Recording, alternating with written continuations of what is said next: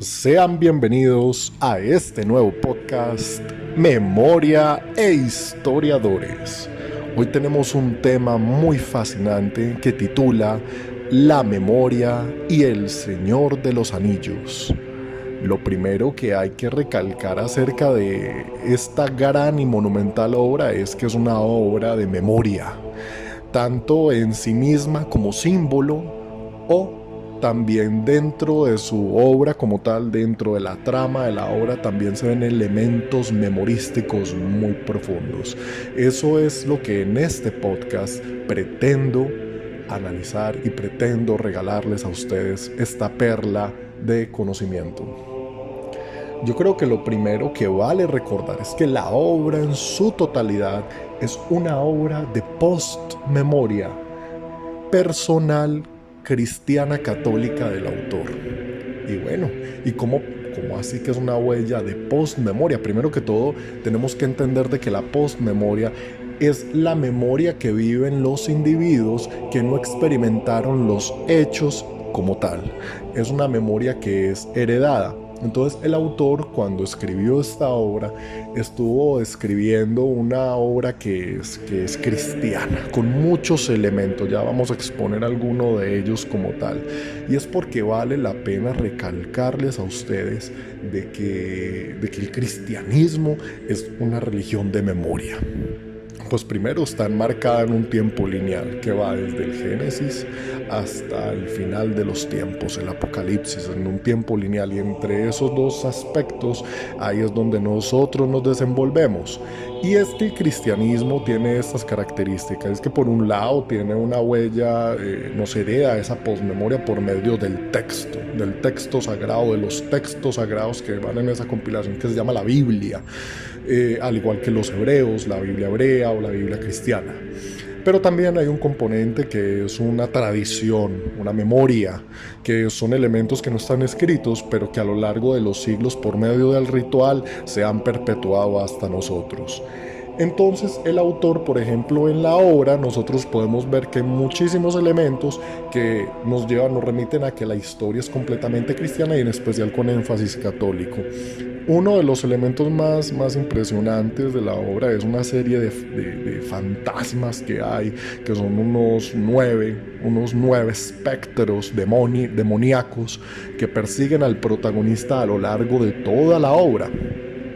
Estos espectros se llaman los Nazgûl y serían la representación de lo que otrora fueron los antiguos 9 pecados capitales. Ojo, no los nuevos 7, sino los antiguos 9 pecados capitales, en el que estaba la embriaguez, pero también se metía también el de la tristeza como tal. También podemos ver, aunque no están expresados en la película, hay un personaje en el primer tomo de la obra que se llama Tom Bombadil. Este personaje se pone el anillo del poder. El anillo del poder tiene una característica, es que todo el que se lo ponga se vuelve invisible, pero este personaje no se lo pone. El anillo en la obra representa el pecado original. Y cuando este personaje se pone el anillo no desaparece. Ahí vemos que sería la alegoría y la representación de Adán, el primer hombre antes que no tenía aquel pecado con el que todos en la tradición cristiana hemos nacido. También podemos ver, por ejemplo, está la representación de la Virgen María en esos seres mitológicos e inmortales, con la figura de Galadriel, que sería una de las personas, o seres más poderosos de esta mitología. Y también podemos ver que, por ejemplo, los elfos como tal serían que van migrando en esa tierra, que se van yendo hacia el este, van abandonando la tierra. Sería también una representación del cristianismo. Serían los cristianos perfectos. Aquellos cristianos en una Europa que cada vez está descristianizando cada vez más. Estos personajes puros y representación se van huyendo de la tierra, pero van huyendo hacia un lugar que se llaman los puertos. Van yendo al mar porque el mar es la muerte, es la transición a otro mundo, en un mundo que cada vez es menos cristiano según la perspectiva del autor.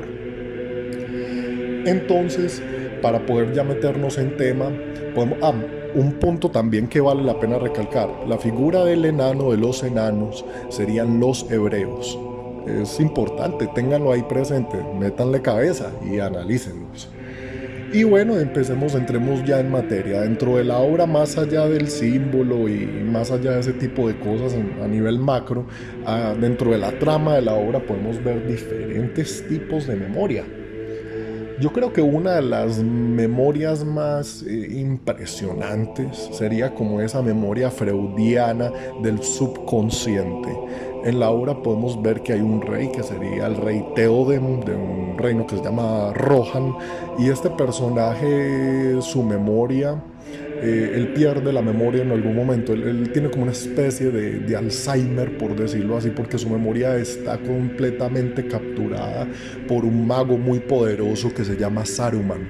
Saruman sería el subconsciente en este aspecto, sería una memoria involuntaria que nos hace hacer cosas que nosotros no queremos. En la obra vemos que Theoden es llevado expresa de la ira y de injusticias, pero no es porque sea Theoden, es su subconsciente.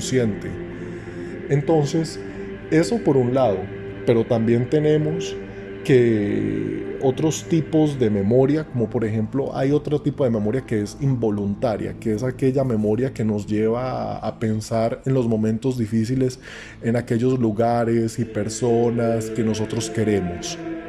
La obra parte de una primicia, el caos y el orden en el universo.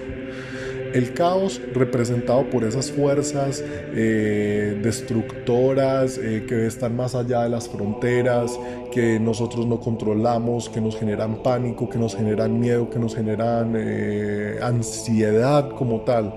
Pero también hay otra parte que es el orden representado en eso que llamamos la comarca, un lugar, una campiña llena de prados bien cultivados, donde siempre hay comida en abundancia, donde están los seres queridos, donde todo parece marchar sin tiempo, no hay tiempo como tal, o sea que tampoco hay una especie como de memoria significativa en ese lugar de paradisiaco y bucólico.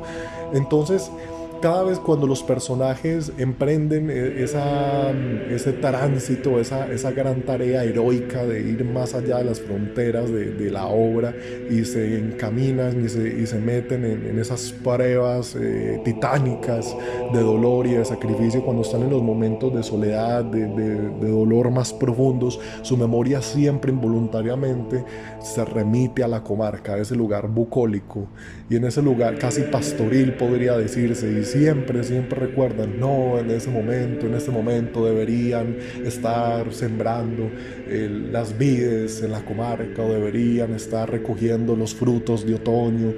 Y bueno, ese es otro tipo de memoria que podemos ver en la obra. Pero también hay una memoria gigante, inmensa, y es la de los seres inmortales como los elfos y Gandalf. Gandalf vendría a ser como la figura dentro de la tradición pues tolkiana, si es que se puede decir así. Sería como la especie como de la iglesia. Sería como no esa iglesia corrupta y que vive en una torre y en un palacio como la de Saruman, sino de un cristiano que habita con las personas, camina con el pueblo, camina con la gente, camina con las personas necesitadas, y esa iglesia está representada en Gandalf. Todos estos seres inmortales han vivido milenios y milenios y milenios en esa tierra mitológica de Tolkien, y ellos tienen sus bibliotecas, sus propios recuerdos. Ellos se pueden remitir, no, yo estaba ahí hace 4000 años y bla bla bla bla bla bla bla bla bla, pero lo que no recuerdan, también hay bibliotecas como la de Minas Tirith, ya se pueden empezar a ver en los antiguos pergaminos lo que aconteció hace cientos y cientos de miles de años. Incluso la trama del libro es un error de memoria, es una amnesia.